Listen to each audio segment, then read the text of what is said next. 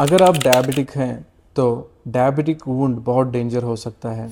Diabetic wound से इंसान gangrene और एम्पुटेशन तक जा सकता है। देखो, डायबिटिस में जो है बस शुगर एक प्रॉब्लम नहीं है, बल्कि शुगर की वजह से होने वाले कॉम्प्लिकेशंस भी बहुत इंपॉर्टेंट हैं।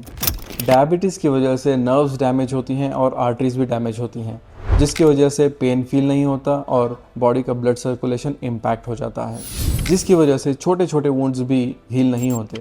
छोटा वुंड हो या कट हो, ये धीरे धीरे इन्फेक्शन में कन्वर्ट हो जाता है और ये इन्फेक्शन इवेंचुअली गैंग्रीन में बढ़ जाता है। कई सारे पेशेंट्स हमारे पास ऐसे आते रहते हैं जिन्होंने इस वुंड को छोटा समझकर हल्के में ले लिया, लेकिन इवेंचुअली गैंग्रीन में एंड अप हुआ और कई सारे पेशेंट्स एम्पुटेशन में भी एंड अप होते हैं। तो इसलिए अपने पैर का ख्याल रखना बहुत ज़रूरी है। देखो, डायबिटिक वुंड्स का प्रिवेंशन सिंपल है। सबसे पहले thumb rule is control your sugars.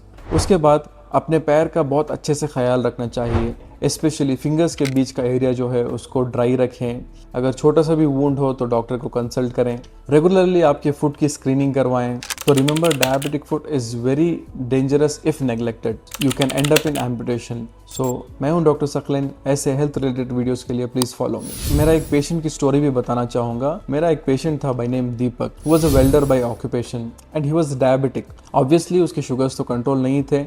As a welder एक छोटा सा बस स्क्रैच उसके पैर पे लगा था, जिसको उसने एक छोटा वुंड समझकर नेग्लेक्ट किया था। इवेंचुअली वो इन्फेक्शन हुआ और गैंग्रीन में गया और हमने उसके पैर को एम्पुटेट भी किया, क्योंकि there was no other option. वो ऑलरेडी गैंग्रीन में जा चुका था। इसलिए अगर आप डायबिटिक हो तो छोटे से भी वुंड को नेग्लेक्ट ना करें।